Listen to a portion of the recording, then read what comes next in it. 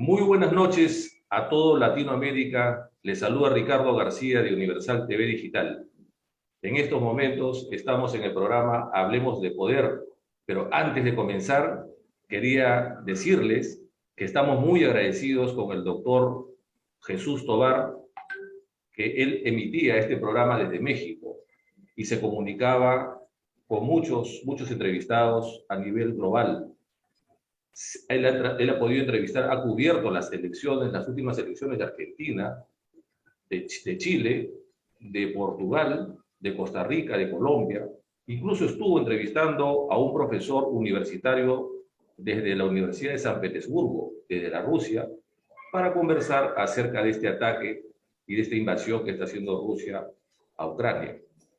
Entonces, le enviamos nuestro saludo al doctor Jesús Vargas hasta México, estoy seguro que nos está escuchando, y nosotros vamos a continuar con el programa Hablemos de Poder hoy día, con un tema muy especial, que es la coyuntura política actual que estamos viviendo, pero vamos a tratarlo a nivel global, con una política comparada, con algunos países que quizás nos puedan ayudar o podamos hacer una mejor mención hacia la comunidad en general. En estos momentos nos encontramos con el doctor Pablo Torres. El doctor Pablo Torres, él es de Argentina, él es el doctor abogado, ex candidato a legislador de la ciudad de Buenos Aires, pensador liberal clásico, republicano y demócrata, estudioso de la organización política del siglo XIX en Sudamérica. Bienvenido, doctor Pablo Torres, ¿cómo está? Gusto saludarlo. Gracias, igualmente un saludo para usted y para todos los que nos están viendo o escuchando. Muchas gracias, doctor. Y también estamos en la compañía muy grata de nuestro querido amigo corresponsal en Buenos Aires, Argentina, el doctor Jorge Irineo. ¿Cómo estás, Jorge? Qué gusto saludarte. Muy bien, muy contento realmente de la presencia de Pablo Torres Barté, un viejo luchador por las libertades individuales y por los derechos que pueden sustentar realmente una justicia democrática avanzada, basándose en el plexo básico de base, plexo básico, cuál es la Constitución Nacional.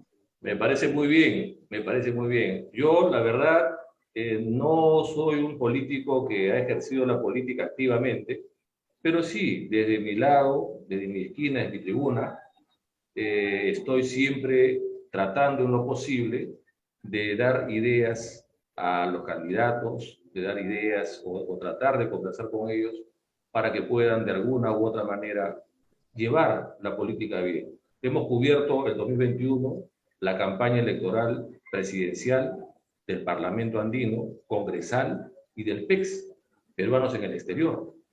Y cuando los entrevistamos a los candidatos, antes de entrevistarlos, yo siempre conversaba con ellos.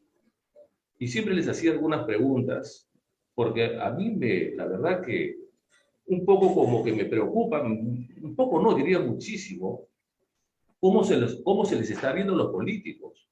Los políticos en mi país, hablo de Perú, es sinónimo de delincuente, es sinónimo de corrupto. Si tú preguntas a cualquier persona común y corriente, ¿qué piensas del político? Te va a decir, ah, ese es un ladrón.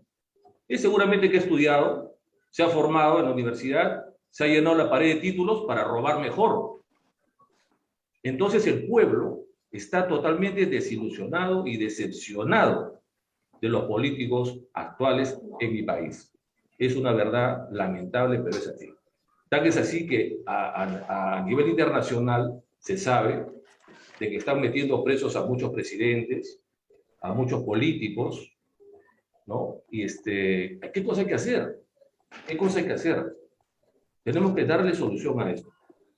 Entonces, mi primera pregunta sería, doctor, ¿qué podemos hacer para revertir esa imagen totalmente diluida del político actual en los países de la región?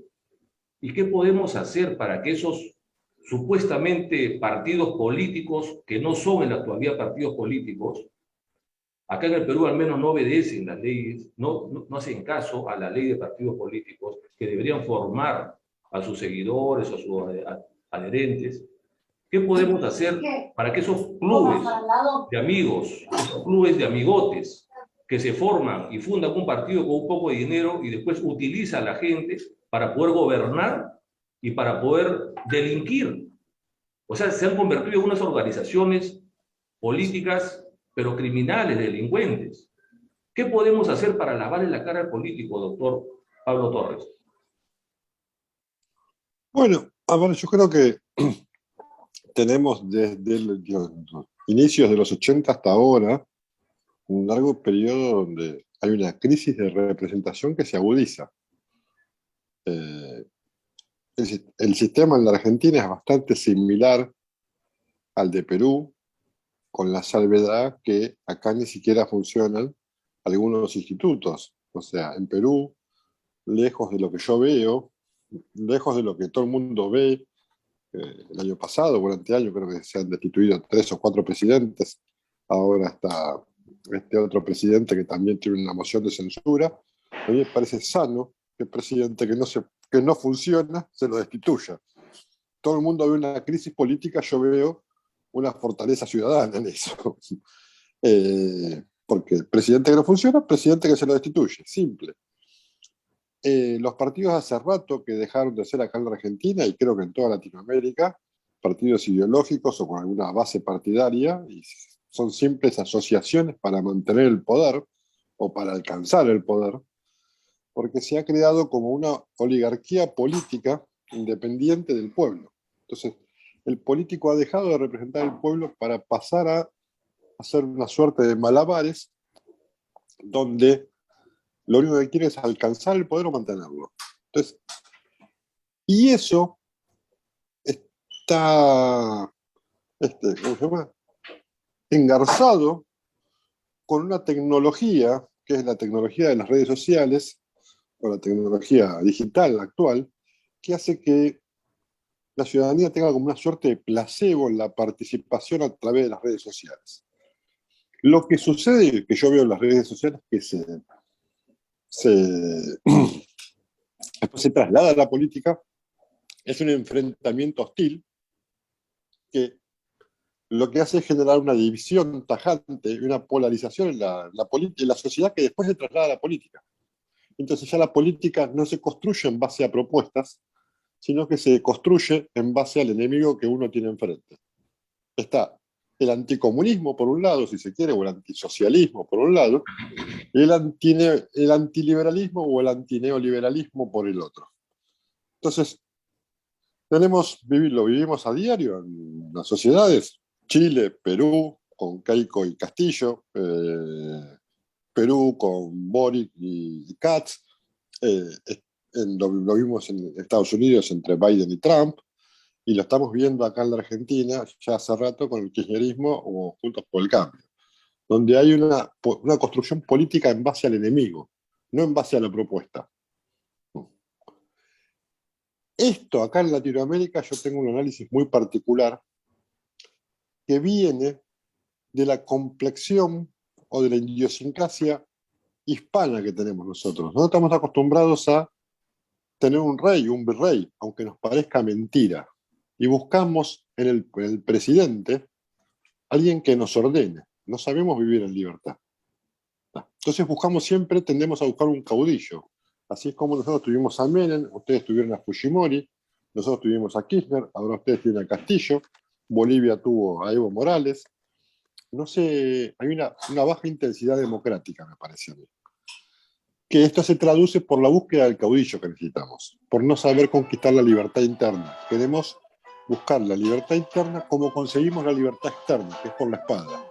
Por ahí no entendemos que la libertad interna es un proceso lento de aprendizaje. O sea, la libertad se construye interna del individuo de un país hacia adentro, se construye con paz. Y nosotros nunca encontramos esa paz. Somos un continente asediado por golpes de Estado, por gobiernos militares, por azonadas, por revoluciones y por inestabilidades varias. No sé si se entiende el concepto. Sí, sí, doctor. Efectivamente, lamentablemente, en nuestros países, como usted bien dice, estamos acostumbrados pues, a un caudillo, ¿no? Pero justamente si estamos acostumbrados a un caudillo o conocemos la realidad, ¿qué podemos hacer para solucionar eso, para que exista un cambio y que realmente, como en Europa, como en otros países, los candidatos se presenten no solamente con la plancha presidencial, sino también que el pueblo sepa quiénes van a ser sus ministros, quiénes van a ser sus viceministros, con las cuentas claras sobre la mesa? Yo recuerdo mucho cuando, bueno, yo no tengo mucho tiempo en el Perú después de haber retornado a mi país. Recuerdo mucho cuando Pedro Pablo Kuczynski, alias PPK, él decía, cuando salió como presidente electo, los periodistas lo rodearon y le preguntaban, señor PPK, ¿y quién va a ser su ministro de Economía? Y él respondía, ja, ja, ja, ja, ya les comentaré. Después le preguntaban, ¿y quién va a ser su director del Banco de Reserva? Ja, ja, ja, ja, ya despacio, poco a poco seguirán enterando. Yo lo veo eso como una burla al pueblo. Yo sinceramente, y muchas personas lo ven como una burla, como que se están burlando del pueblo, como que alguien simplemente postula a ser candidato a la presidencia, porque se le ocurrió en su cabeza ser presidente de la República, y pone a dos monigotes a sus costados para que ocupen la plancha presidencial, pero no tienen las cuentas claras. El pueblo necesita saber quién va a ser su ministro, para ver si realmente ese personaje puede ser, de repente, quizás felizmente votado o no. Entonces, ¿no le parece? Y así eliminaríamos el caudillismo, porque el candidato se presentaría con todo su grupo, con todo su equipo, y nada más. Entonces ya el pueblo votaría por el equipo, no por esa carita que de repente el marquetero político quizás lo está acomodando, lo hace hacer cosas así como para que el pueblo, lamentablemente basado en la ignorancia, no mire los modelos o no mire las propuestas, sino mire simplemente a esa persona que está ahí dando la cara en los mítines o en diferentes conferencias. ¿Qué se podría hacer para hacer ese cambio, doctor? La verdad que el pueblo está cansado. Bueno, pero a su vez, o sea, la política no deja de ser un mercado. Y el mercado lo que está demandando, lamentablemente, por ignorancia, son figuras y no propuestas. La gente vota a Castillo, a Keiko Fujimori, a Javier Milei, a Macri, a Alberto Fernández, a Katz, a Boric, pero en realidad no saben qué es lo que proponen. No hay un plan claro, no.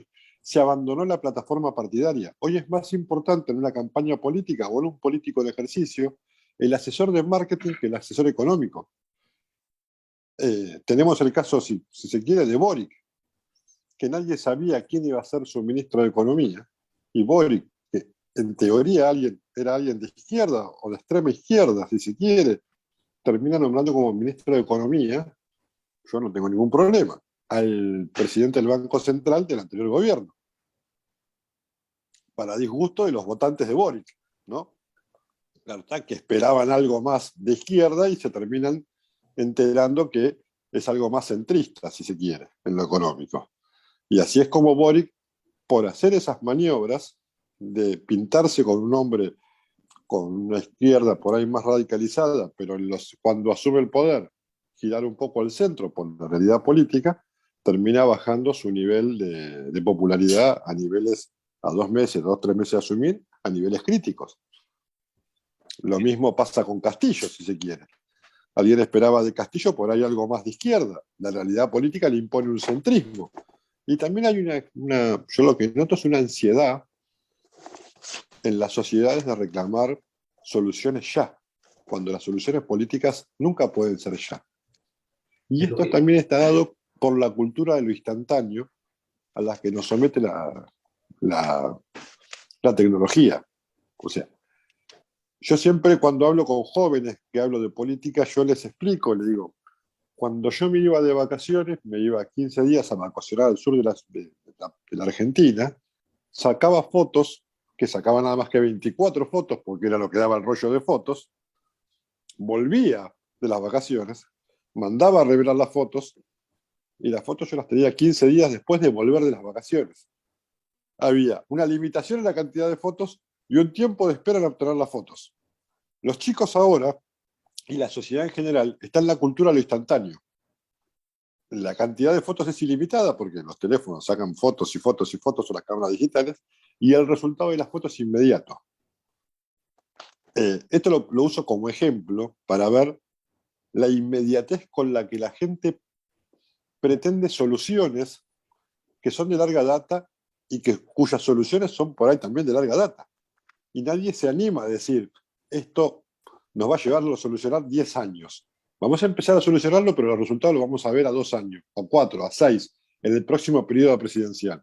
Sí, justamente yo quería contar algo. Normalmente los políticos trazan el planeamiento político, quizás, o los procesos a corto, mediano y largo plazo, y si es que fuese así, sería, gracias a Dios, realmente, porque son cortoplacistas, no piensan en el mediano ni largo plazo, lamentablemente, pero antes del corto plazo existe un plazo inmediato.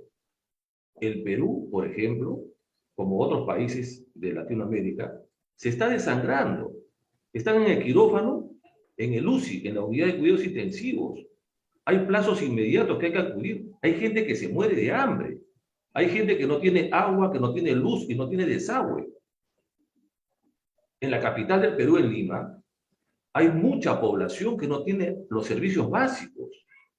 ¿No le parece a usted que eso debe ser un plazo, pero inmediato, rápido, porque es algo inhumano? Comentaba yo con un funcionario de la Comunidad Europea hace algunos años, tomando un café. Yo le decía, Rafael, tú sabes que en Lima, en la capital del Perú, existen poblaciones enteras que no tienen agua, ni luz, ni desagüe. Ricardo, me estás bromeando. ¿Cómo que no tienen agua ni desagüe? No tienen agua, ni luz, ni desagüe. Tienen que estar persiguiendo los aguateros, los camiones, las cisternas que vienen para que les llenen sus cilindros. Quizás agua, sabe Dios de qué procedencia. Y tienen que estar defecando en lugares, pero asquerosos. Y todavía inauguran algunas poblaciones y le ponen asentamientos humanos. ¿No le parece a usted que debería llamarse asentamientos inhumanos? Porque sí, no, sin duda. la verdad que yo le digo una cosa, doctor. Tenemos que ir a un corte, por favor. Tenemos que ir a un pequeño corte. Inmediatamente retornamos, es un minuto nada más. Yo le pediría, por favor. Pero le dejo esta pregunta. ¿No le parece a usted que los políticos también deberían pensar en el plazo, pero inmediato? Porque el país está pues prácticamente en un quirófano, como venía diciendo. No se muevan de ahí, por favor, que después de este corte, esta pausa, venimos con la respuesta del doctor Pablo Torres y también con la intervención del doctor Jorge Irineo. Muchas gracias. Regresamos.